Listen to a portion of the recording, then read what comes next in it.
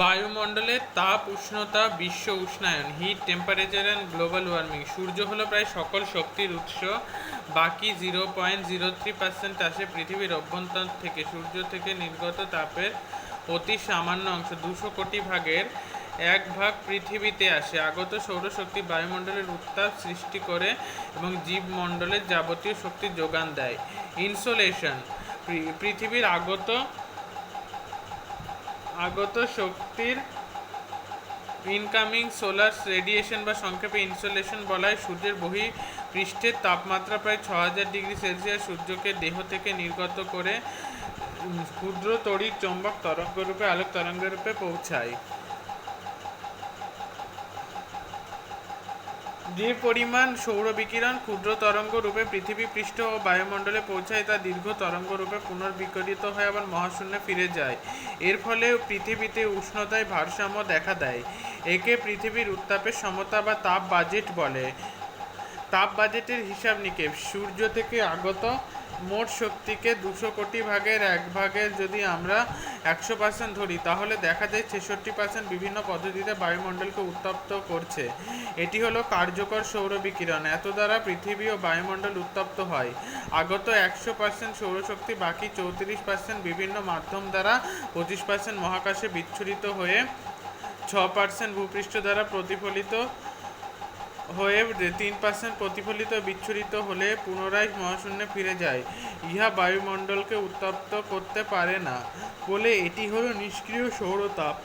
একেই পৃথিবীর অ্যালবেডো বলা হয়। অ্যালবেডোর পরিমাণ সকল স্থানে সমান নয়। বরফ ঢাকা অঞ্চলে সর্বাধিক, জলভাগে সবচেয়ে কম। পার্থিব বিকিরণ, পুনঃবিকিরিত শক্তি যা দীর্ঘতর তরঙ্গরূপে ভূপৃষ্ঠ থেকে রাত্রে ফিরে যায় তাকে পার্থিব বিকিরণ বলে। পার্থিব বিকিরণের মধ্যে 6% যায় সরাসরি মহাশূন্যে এবং বাকি 42% যায় বায়ুমণ্ডলে।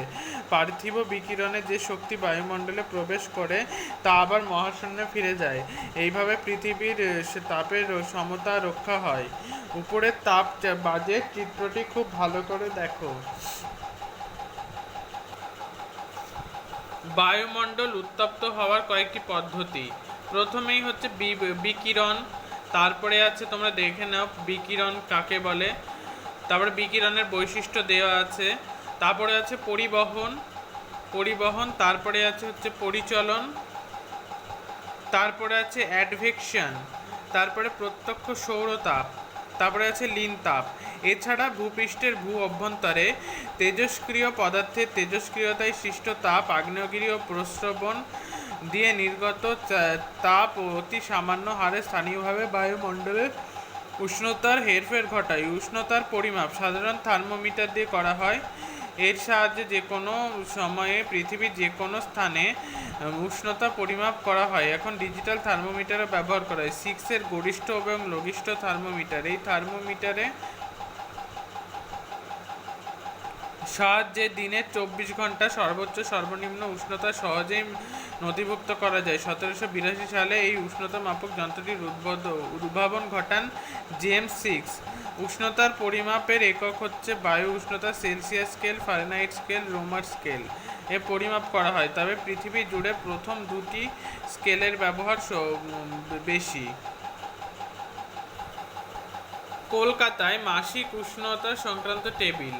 সেলসিয়াস এবং ফারেনহাইট স্কেলের সম্পর্ক: C/100 = F-32/180। এখানে সি হলো উষ্ণতা ডিগ্রি সেলসিয়াস এবং এফ হচ্ছে উষ্ণতা ডিগ্রি ফারেনহাইট। এই সূত্রটিকে ভাঙলে পাওয়া যায়, এই যে উষ্ণতা ডিগ্রি সেলসিয়াস = ডিগ্রি ফারেনহাইট - 32 × 5/9। যদি উষ্ণতা হয় 86 ডিগ্রি ফারেনহাইট সেলসিয়াস, তা স্কেলে তা হবে 86 - 32 × 5/9 বা 30 ডিগ্রি সেলসিয়াস। উষ্ণতা স্কেলে ফারেনহাইট = C × 5/9 ব্র্যাকেট ক্লোজ করে +32। যদি উষ্ণতা হয় 20 ডিগ্রি ফারেনহাইট স্কেলে তা হবে 20 × 9/5 + 32 = 68 ডিগ্রি ফারেনহাইট। এবার উষ্ণতা সংক্রান্ত তথ্য নির্ণয়। সর্বোচ্চ ও সর্বনিম্ন তাপমাত্রা আছে এখানে। দৈনিক উষ্ণতার প্রসর আছে। দৈনিক গড় উষ্ণতা আছে, মাসিক গড় উষ্ণতা, মাসিক উষ্ণতার প্রসব, বার্ষিক গড় উষ্ণতা এবং বার্ষিক গড় উষ্ণতার প্রসব। এখানে আছে বায়ুমণ্ডলে উষ্ণতার তারতম্যের কারণ সমূহ। বায়ুমণ্ডলে উষ্ণতা কতগুলি বিষয়ের উপর নির্ভরশীল, যেমন প্রথমে হচ্ছে অক্ষাংশ, কোনো স্থান থেকে আগত সূর্যরশ্মির পতন কোণে নির্ভর করে আশেপাশের উপর। অক্ষাংশের উপর পৃথিবীর মেরুরেখা 63°, 63.5° কোণে হেলে অবস্থানের কারণে সূর্য পতন কোণ সর্বত্র যেমন সমান নয়, তেমনি দিন রাতির দৈর্ঘ্যের পার্থক্য ঘটে। সূর্যরশ্মির পতন কোণ নিরক্ষীয় অঞ্চলে সূর্যরশ্মি লম্ব, মধ্য এবং উচ্চ অক্ষাংশে তির্যক ও অতি তির্যকভাবে পড়ে। লম্ব সূর্যরশ্মি কম বায়ুভেদ করে আসে এবং অল্প স্থানে ছড়িয়ে পড়ে বলে উষ্ণতা বেশি হয়। তির্যক এবং অতি তির্যক রশ্মি বেশি বায়ুস্তর ভেদ করে আসে।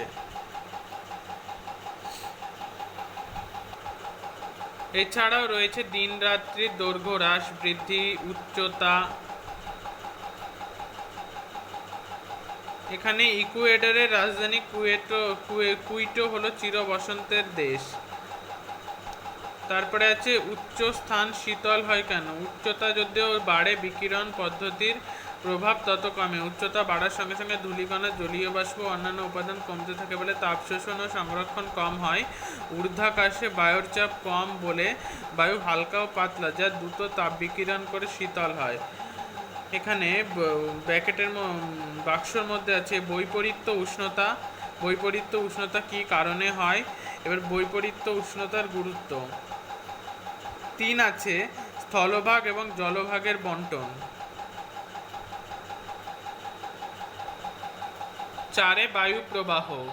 এখানে আছে উপকূলীয় সামুদ্রিক বায়ু এবং মহাদেশীয় বায়ু। 5 আছে সমুদ্র স্রোত।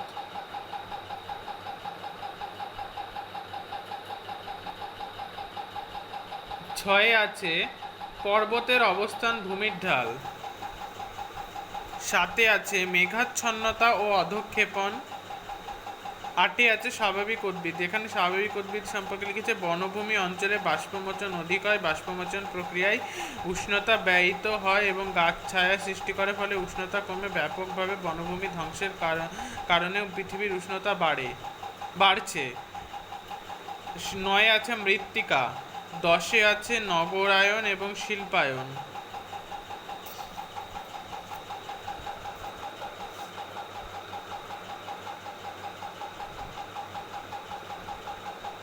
তাপমণ্ডল অক্ষরেখার নিরিখে যে সকল অঞ্চলে উষ্ণতা মোটামুটি সমান সেগুলি বলে তাপমণ্ডল। তাপমণ্ডলকে ভাগ করেছে উষ্ণমণ্ডল, নাতিশীতোষ্ণ মণ্ডল এবং হিমমণ্ডল। এইবার সমোষ্ণ রেখা। পৃথিবী পৃষ্ঠের সম উষ্ণতার স্থানগুলিকে মানচিত্রে যে মসৃণ রেখা দ্বারা যোগ করা হয় তা হলো সমোষ্ণ রেখা। বৈশিষ্ট্য: সমোষ্ণ অক্ষরেখাগুলি প্রায় সমান্তরাল থাকে। সমোষ্ণ রেখাগুলির মান নিরক্ষরেখা থেকে মেরুর দিকে কমে। সমুদ্রের সমোষ্ণ রেখাগুলি একে অপরের সমান্তরাল কিন্তু স্থলভাগে এঁকে বেঁকে যায়। গুরুত্ব: চটজলদি সমগ্র অঞ্চলের উষ্ণতা সম্পর্কে ধারণা পাওয়া যায়। উষ্ণতা কোন দিকে বাড়ছে বা কমছে এবং পরিবর্তনের হার জানা যায়।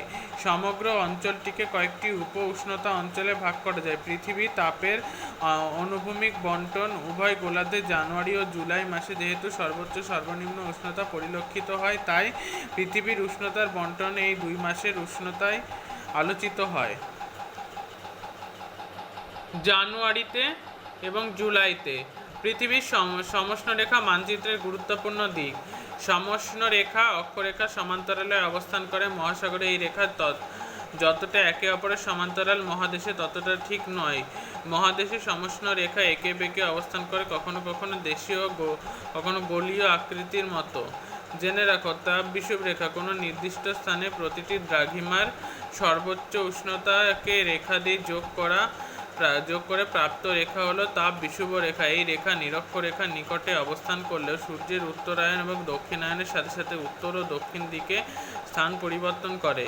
বিশ্ব উষ্ণায়ন। গ্রিন হাউস গ্যাসের ভূমিকা। বিশ্ব উষ্ণায়নের অন্যতম কারণ গ্রিন হাউস প্রভাব। বিগত কয়েক দশকে বায়ুমণ্ডলে কয়েকটি দূষণকারী গ্যাসের মাত্রা বৃদ্ধিতে পৃথিবীতে পৃথিবীর উষ্ণতা ধীরে ধীরে বাড়ছে, যা গ্রিন হাউস প্রভাব নামে পরিচিত। গ্রিন হাউস এটি হলো কাঁচ বা স্বচ্ছ পলিথিনের তৈরি ঘর। এই ঘরে সূর্যালোকে সহজে প্রবেশ করতে পারে, কিন্তু সবটাই সহজে বেরিয়ে যেতে পারে না, ফলে ঘরের ভিতরের উষ্ণতা কিছুটা বেশি হয়। শীত প্রধান অঞ্চলে এই প্রযুক্তিকে কাজে লাগিয়ে চাষাবাদ করা হয়। এই ঘর হলো গ্রিন হাউস। গ্রিন হাউস প্রভাব যে পদ্ধতিতে ক্ষুদ্র তরঙ্গ দৈর্ঘ্যে সূর্যালোক পৃথিবী পৃষ্ঠে প্রতিফলিত হওয়ার ফলে সৃষ্ট দীর্ঘ তরঙ্গ রশ্মি বায়ুমণ্ডলের কিছু গ্যাস দ্বারা শোষিত হয় এবং পৃথিবীর উষ্ণতা বৃদ্ধি করে, তাকে গ্রিন হাউস প্রভাব বলে। গ্রিন হাউস প্রভাব বা বিশ্ব উষ্ণায়ন। গ্রিন হাউস গ্যাসগুলির মাত্রা অতিরিক্ত বৃদ্ধির কারণে দেখা গেছে বিগত 100 বছরে পৃথিবীর উষ্ণতা 0.5 ডিগ্রি থেকে 0.7 ডিগ্রি বৃদ্ধি পেয়েছে। অবস্থা যেভাবে এগোচ্ছে তাতে আগামী দিনে উষ্ণতা বৃদ্ধির হার আরও বাড়বে। গ্রিন হাউস গ্যাস বৃদ্ধির কারণে পৃথিবী উষ্ণতা বৃদ্ধি হলো বিশ্ব উষ্ণায়ন ও গ্লোবাল ওয়ার্মিং। বিশ্ব উষ্ণায়নের প্রভাব মেরু অঞ্চলে বরফ এবং পার্বত্য অঞ্চলে হিমবাহের গলন। বিশ্ব উষ্ণায়নের কারণে মেরু ও আন্টার্কটিকা অঞ্চলে বরফ ধীরে ধীরে গলছে। 1978 সালের পর থেকে সুমেরুতে প্রায় 90,000 বর্গ কিমি অঞ্চলে বরফ গলছে। আফ্রিকার কিলিমাঞ্জারো পর্বতের প্রায় 80% বরফ গলছে। এখানে বক্সের মধ্যে দেয়া প্রধান প্রধান গ্রিনহাউস গ্যাস তাদের উৎস। কার্বন ডাইঅক্সাইড ভূমিকা 49%, উৎস কয়লা, খনিজ, প্রাকৃতিক গ্যাস ও দহন। মিথেন CH4 18% ভূমিকা, জলভূমি, ধানজমি, বায়োমাস থেকে উৎস। Chlorofluorocarbon 14%, CFC5, refrigerator, air conditioner এবং ফোম। নাইট্রাস অক্সাইড N2O 6%, কৃষিতে রাসায়নিক সার, যানবাহন এবং সার শিল্পকেন্দ্র। জলীয় বাষ্প অন্যান্য গ্যাস 13% জলভাগ থেকে। সমুদ্রের উচ্চতা বৃদ্ধি। বরফ ও হিমবাহ গলনে প্রচুর জল সমুদ্রে মিশছে। তারপরে অধঃক্ষেপণের প্রকৃতি পরিবর্তন, তারপরে শস্য উৎপাদনে হ্রাস বৃদ্ধি, তারপরে কৃষি পদ্ধতির পরিবর্তন, এল নিনো এবং পৃথিবীব্যাপী প্রভাব। এল নিনো সাধারণ অবস্থায় প্রশান্ত মহাসাগরের পূর্বে পেরু ইকুয়েডর উপকূল বরাবর শীতল হামবোল্ট স্রোত আসে। কোনো বছর এই অঞ্চলে উত্তর দিক থেকে গরম জলের স্রোত এসে অঞ্চলটিকে ঢেকে ফেলে, উষ্ণতা বাড়িয়ে দেয়, ফলে প্রশান্ত মহাসাগরের পূর্বে নিম্নচাপ হয় এবং পশ্চিমে উচ্চচাপ। এই অবস্থায় পেরু ইকুয়েডর প্রবল বৃষ্টি ও বন্যা দেখা দেয় এবং পশ্চিমে অস্ট্রেলিয়া ইন্দোনেশিয়াতে হয় খরা। এই অবস্থায় এল নিনো বা ছোট্ট যিশু নামে পরিচিত। লা নিনা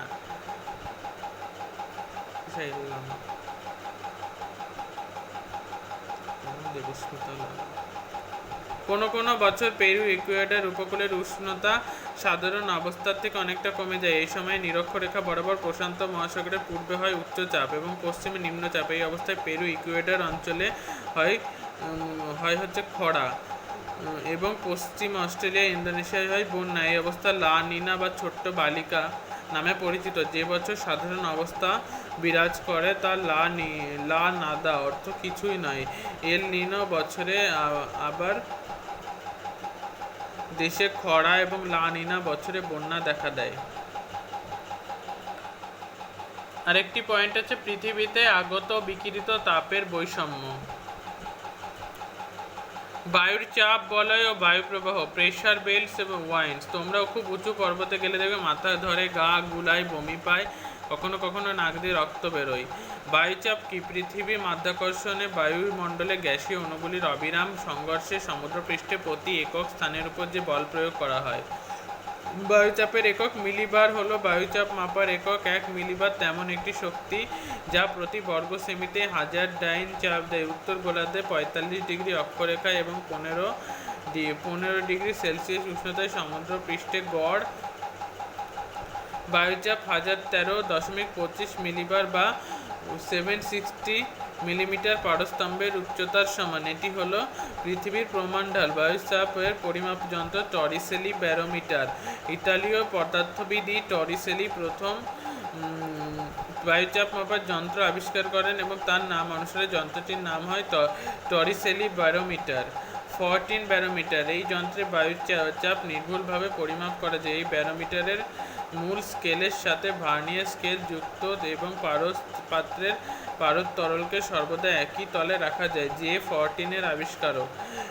অ্যান্ড্রয়েড ব্যারোমিটার। এই ব্যারোমিটারে কোনো তরল পদার্থ থাকে না, এটি আকারে ছোট এবং সহজে বহন ও ব্যবহার করা যায়।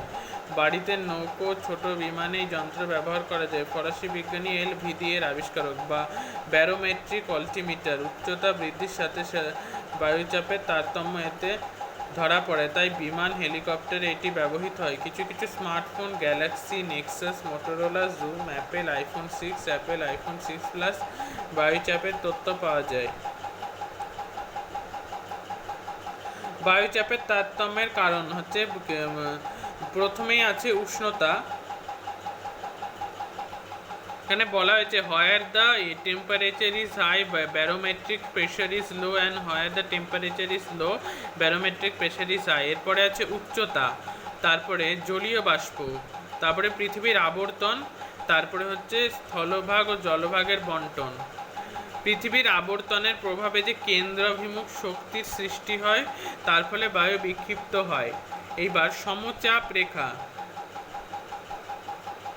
কোনো নির্দিষ্ট সময়ে ভূপৃষ্ঠের সমচাপ যুক্ত স্থানগুলিকে মানচিত্রে যে রেখা দ্বারা যোগ করা হয় তাকে সমচাপ রেখা বলে। এখানে সমচাপ রেখার বৈশিষ্ট্য এবং গুরুত্ব দেওয়া আছে। মানচিত্রে অসংখ্য সমচাপ রেখা একসাথে চক্রাকার থাকলে তাকে এল মানে লো প্রেশার, ডি মানে ডিপ্রেশন এবং ডিডি মানে ডিপ ডিপ্রেশন লেখা থাকলে অতি দুর্যোগপূর্ণ আবহাওয়ার সম্ভাবনা থাকে এবং হাই প্রেশার থাকলে পরিষ্কার আবহাওয়া।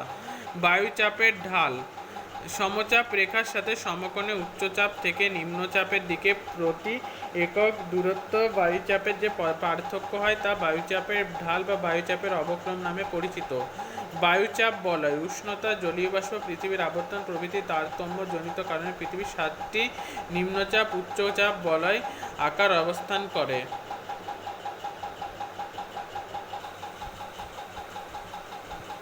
এখানে ব্যাকেটে ওই বক্সের মধ্যে দেখা যাচ্ছে নিরক্ষীয় শান্ত বলয় বা ডোলড্রামস কি, এবং কর্কটীয় ও মকরীয় শান্ত বলয় এবং অশ্ব অক্ষাংশ কি। এখানে আছে নিরক্ষীয় নিম্নচাপ বলয়, এর অবস্থান এবং উৎপত্তির কারণ দেওয়া আছে 1 নম্বর। তারপরে 2 নম্বর আর 3 নম্বরে আছে হচ্ছে কর্কটীয় মকরীয় উচ্চচাপ বলয় বা উপক্রান্তীয় উচ্চচাপ বলয়, অবস্থান এবং উৎপত্তির কারণ দেওয়া আছে। 4 ও 5 সুমেরু ও কুমেরু বৃত্ত প্রদেশীয় নিম্নচাপ বলয়, অবস্থান এবং উৎপত্তির কারণ দেওয়া আছে। 6 এবং 7 সুমেরু ও কুমেরু উচ্চচাপ বলয়, অবস্থান এবং উৎপত্তির কারণ দেওয়া আছে। বায়ুচাপ বলয়ের অবস্থান পরিবর্তন, তার ফলাফল জেনে রাখো। বায়ুচাপের কক্ষ। সমুদ্রে বায়ুচাপ বলয়গুলি যতটা স্পষ্ট মহাদেশে তা নয়। মহাদেশের প্রাকৃতিক বৈচিত্র্য বেশি বলে বলয়গুলি ভেঙে ছোট ছোট কোষ আকারে অবস্থান করে, এগুলি বায়ুচাপ কক্ষ। স্থলভাগের বিস্তার, যেখানে যত বেশি কক্ষের সংখ্যা তত বেশি, তাই উত্তরের তুলনায় দক্ষিণ গোলার্ধে বায়ুচাপ কক্ষের সংখ্যা বেশি। বায়ু প্রবাহ। উচ্চচাপ অঞ্চল থেকে নিম্নচাপ অঞ্চলের দিকে ভূপৃষ্ঠের সমান্তরালে বায়ু চলাচল অথবা বায়ু চাপের তারতম্য হলে তবেই বায়ু প্রবাহ হয়। তাই ট্রে ওয়াটার মতো বায়ু হলো প্রাকৃতিক শক্তি যা ভূপৃষ্ঠের বায়ুচাপের মতো রক্ষা করছে। বায়ু প্রবাহের কারণ। বায়ুচাপের তারতম্য ও বায়ুচাপের ঢালের শক্তি। পৃথিবীর আবর্তন ও কোরিওলিস বল।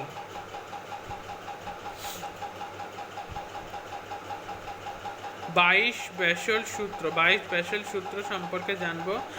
22 ব্যাসেল সূত্র 1857 সালে ডাচ আবহবিদ 22 ব্যাসেল বায়ুচাপের তারতম্য বায়ু প্রবাহের মধ্যে একটি সম্পর্ক নির্ধারণ করেন। তার মতে উত্তর গোলার্ধে বায়ু প্রবাহের দিকে পিছন করে দাঁড়ালে ডান দিকে উচ্চচাপ এবং বাঁ দিকে নিম্নচাপ হয়।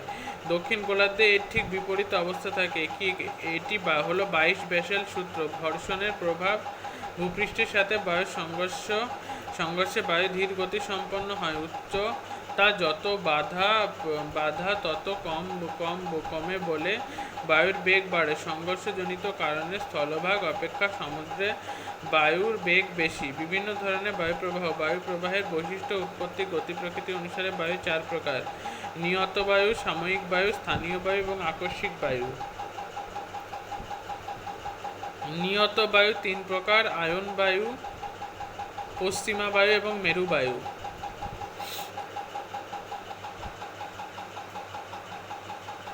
ক্রান্তীয় মণ্ডলে মরুভূমি সৃষ্টি হয় কেন এবং আমরা আইটিসিজেড সম্পর্কে জানব। আইটিসিজেড হচ্ছে উত্তর পূর্ব ও দক্ষিণ পূর্ব আয়ন বায়ু নিরক্ষীয় অঞ্চলে মিলিত হয়, তাই এটি আন্তঃক্রান্তীয় অবিশ্রুতি অঞ্চল, ইন্টারট্রপিক্যাল কনভার্জেন্স জোন। এইবার এখানে আয়ন বায়ু সম্পর্কে দেওয়া আছে। তারপরে দেওয়া আছে পশ্চিমা বায়ু। এখানে পশ্চিমা বায়ুর মধ্যে আমরা হচ্ছে নাবিকগণ 40 ডিগ্রি দক্ষিণ অক্ষাংশকে গর্জনশীল 40, 50 ডিগ্রি দক্ষিণ অক্ষরেখাকে ক্রোধোন্মত্ত 50 এবং 60 ডিগ্রি দক্ষিণ অক্ষরেখাকে তীক্ষ্ণ চিৎকারকারী 60 বলে আখ্যায়িত করেছেন।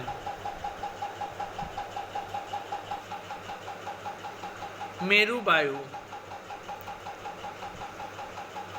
এরপরে রয়েছে সাময়িক বায়ু। সাময়িক বায়ু হচ্ছে 3 প্রকারের: সমুদ্র বায়ু ও স্থলবায়ু, মৌসুমী বায়ু এবং পার্বত্য বা উপত্যকা বায়ু। প্রথমে সমুদ্র বায়ু এবং স্থলবায়ু। এরপরে দেওয়া আছে মৌসুমী বায়ু, যেটি খুবই গুরুত্বপূর্ণ। ঋতু পরিবর্তনের সাথে পরস্পর বিপরীত দিকে সুবৃহৎ অঞ্চল জুড়ে প্রবাহিত মৌসুমী বায়ু। মৌসুমী বায়ু হলো সমুদ্র বায়ু স্থলবায়ুর বৃহৎ সংস্করণ। গ্রীষ্ম ও শীত 2 ঋতুতে মৌসুমী বায়ু প্রবাহিত হয়। প্রথমে আছে এখানে গ্রীষ্ম মৌসুমী। গ্রীষ্মকাল প্রবল উষ্ণতার স্থলভাগে যে নিম্নচাপের সৃষ্টি হয় তার প্রভাবে সংলগ্ন সমুদ্র অঞ্চল থেকে জলীয় বাষ্প নিয়ে মৌসুমী বায়ু প্রবেশ করে। একেই বলা হয় মৌসুমী বায়ুর আগমন বা গ্রীষ্ম মৌসুমী। এই বায়ুতে বৃষ্টি হয়। শীত মৌসুমী। শীতকালে স্থলভাগ দ্রুত তাপ বিকিরণে শীতল হয় এবং সমুদ্র তুলনামূলক উষ্ণ থাকে, ফলে সমুদ্র সৃষ্টি হয় নিম্নচাপ এবং স্থলভাগে উচ্চচাপ। এই অবস্থায় মৌসুমী বায়ু স্থলভাগ থেকে সমুদ্রের দিকে বয়ে যায়। এটিকে মৌসুমী বায়ুর প্রত্যাগমন বলে বা শীত মৌসুমী। এটি শুষ্ক বায়ু। পার্বত্য ও উপত্যকা বায়ু। এখানে পার্বত্য উপত্যকা বায়ু সম্পর্কে লেখা আছে। এবং স্থলবায়ু সমুদ্র বায়ুর বৃহৎ সংস্করণ মৌসুমী বায়ু। এরপরে আছে স্থানীয় বায়ু। এখানে ক্যাটাবেটিক এবং অ্যানাবেটিক বায়ুর পার্থক্য দেওয়া আছে। ক্যাটাবেটিক বায়ু হচ্ছে পর্বতের ঢাল বরাবর নেমে আসে, আর অ্যানাবেটিক বায়ু পর্বতের ঢাল বরাবর উঠে যাওয়া উষ্ণ বায়ু। এই অ্যানাবেটিক হচ্ছে কি বলে পর্বতের শিখর দেশের বায়ু শীতল ও ভারী বলে নেমে আসে, আর অ্যানাবেটিক বায়ু উপত্যকার বায়ু উষ্ণ হালকা বলে উঠে যায়। বেগ হচ্ছে গড় বেগ বেশি, আর এখানে গড় বেগ কম। আরও কয়েকটি বিখ্যাত স্থানীয় বায়ু বিগফিল্ডার উষ্ণ ও শুষ্ক প্রকৃতি, অস্ট্রেলিয়াতে দেখা যায় সান্টানা উষ্ণ শুষ্ক, ক্যালিফোর্নিয়া জোন্ডা উষ্ণ শুষ্ক, আর্জেন্টিনা সাইমুম উষ্ণ শুষ্ক, সৌদি আরব পম্পেরো শীতল, আর্জেন্টিনা ব্লিজার্ড শীতল, কানাডা পুরগা হচ্ছে শীতল, রাশিয়া লেভেন্টের শীতল, স্পেন। এই বায়ু মিশরে খামসিন, লিবিয়ায় গিবলি, স্পেনে লেভেন্টে, টিউনিশিয়ায় চিল্লি নামে পরিচিত। মৃত্তিকা বালি সমন্বিত বায়ু ভূমধ্যসাগর থেকে জলীয় বাষ্প সংগ্রহ করে ইতালিতে বৃষ্টি ঘটে। একে রক্তিম বৃষ্টি বলা হয়।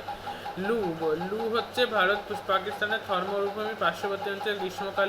গ্রীষ্মকালে দুপুরে প্রবাহিত গরম বাতাস। বোবা ইতালির অ্যাড্রিয়াটিক উপকূলে প্রবল বেগে শীতকালে প্রবাহিত শীতল বায়ু বোরা। মিস্টাল আল্পসের দক্ষিণ ঢালে ফ্রান্সের রোন উপত্যকা দিয়ে প্রবাহিত শীতল বায়ু মিস্টাল। আকস্মিক বায়ু 2 প্রকার: ঘূর্ণাবাত এবং প্রতীক ঘূর্ণাবাত। ঘূর্ণাবাত সম্পর্কে দেওয়া আছে। এখানে লেখা আছে ক্রান্তীয় ঘূর্ণাবাতের বৈশিষ্ট্য, ঘূর্ণাবাতের চক্ষু এবং টর্নেডো সম্পর্কে, আর ঘূর্ণিঝড়ের নামকরণ কি করে করা হয় সেটিও লেখা আছে। নাতিশীতোষ্ণ ঘূর্ণাবাতের বৈশিষ্ট্য। এবার ক্রান্তীয় ঘূর্ণবাত এবং নাতিশীতোষ্ণ ঘূর্ণবাত। ঘূর্ণবাত দুই প্রকারের।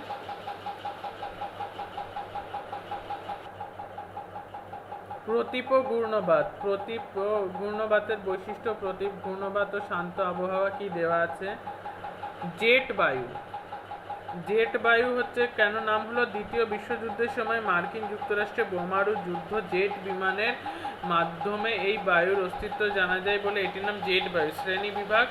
মেরু অঞ্চলের ঊর্ধ্বে হচ্ছে মেরু সীমান্ত জেট বায়ু, উপক্রান্তীয় মণ্ডলের ঊর্ধ্বে উপক্রান্তীয় জেট বায়ু, আর ক্রান্তীয় মণ্ডলের ঊর্ধ্বে ক্রান্তীয় পূবালি জেট বায়ু।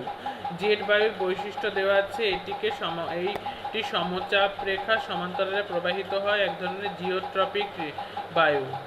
এবার মৌসুমী বায়ু ও জেট বায়ু। শীতকালে ভারতে মাঝ বরাবর উত্তর উপক্রান্তীয় পশ্চিমা জেট বায়ু অবস্থান করে বলে এখানে উচ্চচাপ বিরাজ করে, ফলে ভারতীয় উপমহাদেশ থেকে মৌসুমী বায়ুর প্রত্যাগমন করে। গ্রীষ্মকাল তিব্বত মালভূমি।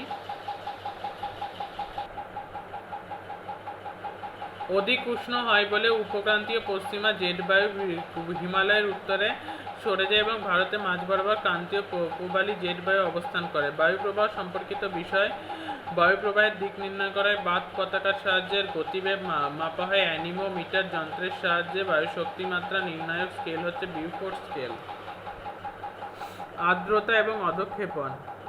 জলচক্র কি? এখানে জলচক্র কি? বাষ্পীভবন কি? তারপরে এখানে সম্পৃক্ত অসম্পৃক্ত বায়ু কি?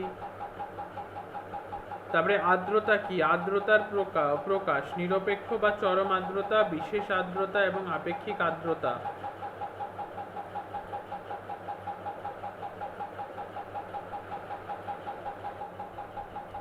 এখানে শিশিরাঙ্ক সম্পর্কে দেওয়া আছে। তারপরে আর্দ্রতার পরিমাপ। বায়ুর আর্দ্রতা মাপা হয় হচ্ছে হাইগ্রোমিটার যন্ত্রের সাহায্যে। বায়ুর আপেক্ষিক আর্দ্রতা পরিমাপ করা হয় আর্দ্র ও শুষ্ক কুণ্ড থার্মোমিটারের সাহায্যে, এটি সাইক্লোমিটার নামে পরিচিত। শিশিরাঙ্ক নির্ণয় করা হয় শিশিরাঙ্ক হাইগ্রোমিটারের সাহায্যে। শিশিরাঙ্ক এবং হিমাঙ্ক সম্পর্কে দেওয়া আছে। যে উষ্ণতায় জলীয় বাষ্পপূর্ণ বায়ু সম্পৃক্ত হয় তা হলো শিশিরাঙ্ক। অপরদিকে নির্দিষ্ট চাপে যে উষ্ণতায় জল বরফে পরিণত হয় তা হলো হিমাঙ্ক। অতএব শিশিরাঙ্ক হিমাঙ্ক এক নয়। এখানে ঘনীভবনের বিভিন্ন রূপ দেওয়া আছে।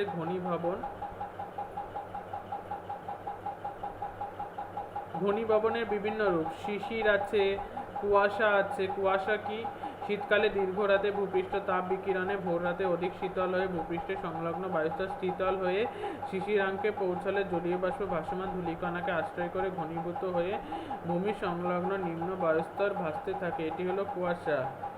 ধোঁয়াশা শিল্প কারখানার যানবাহন থেকে নির্গত sulphur die oxide, nitric oxide, nitrogen die oxide, carbon monoxide প্রভৃতি দূষিত গ্যাস ভাসমান বস্তুকণার সঙ্গে সূর্যরশ্মির আলো রাসায়নিক বিক্রিয়া যে ধোঁয়াপূর্ণ অবস্থান সৃষ্টি করে তাকে ধোঁয়াশা বলে।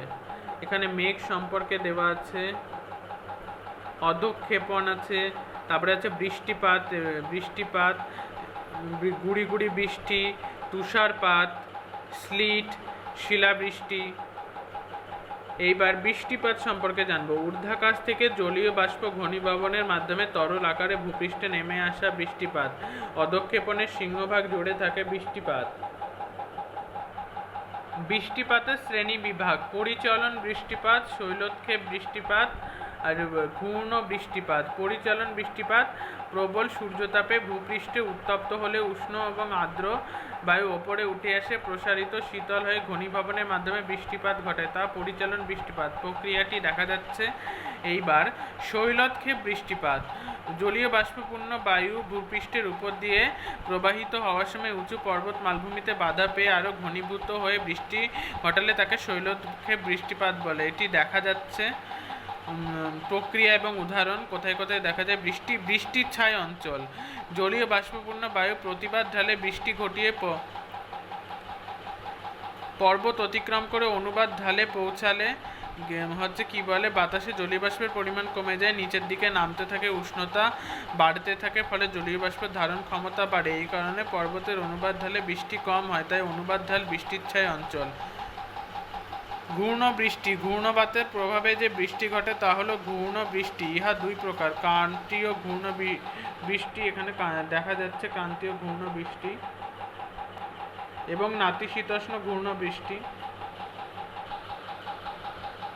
নাতিশীতোষ্ণ ঘূর্ণ বৃষ্টি। এবার বৃষ্টিপাতের পরিমাপ, বৃষ্টিপাত পরিমাপ করে মাপক যন্ত্র রেন গজের সাহায্যে মাটিতে পড়া বৃষ্টির জল যাতে ছিটকে এই যন্ত্রে না প্রবেশ করতে পারে তাই জন্য যন্ত্রটির ভূমির সামান্য উপরে রাখা হয়। রেন গজ বৃষ্টি পরিমাপ করা মিলিমিটার এককে, কখনো কখনো ইঞ্চি ও সেন্টিমিটার এককেও এটি প্রকাশ করা হয়। সমবর্ষণ রেখা, ভূপৃষ্ঠের বৃষ্টিপাতের স্থানগুলিকে মানচিত্রে যুক্তকারী রেখা হলো সমবর্ষণ রেখা বা আইসাইট। জলবায়ু অঞ্চল কি দেওয়া আছে? এবার পৃথিবীর মুখ্য জলবায়ু, আর্দ্র নিরক্ষীয় জলবায়ু, অবস্থান এবং বৈশিষ্ট্য উষ্ণতা এবং কতবার বৃষ্টিপাত হয় সেটি দেওয়া আছে। ক্রান্তীয় মৌসুমী জলবায়ু, বৈশিষ্ট্য উষ্ণতা বৃষ্টিপাত। উষ্ণ মরু জলবায়ু কোথায় কোথায় দেখতে পাওয়া যায়, বৈশিষ্ট্য উষ্ণতা এবং বৃষ্টিপাত দেওয়া আছে। এবার চীন দেশীয় জলবায়ু, বৈশিষ্ট্য উষ্ণতা এবং বৃষ্টিপাত দেওয়া আছে।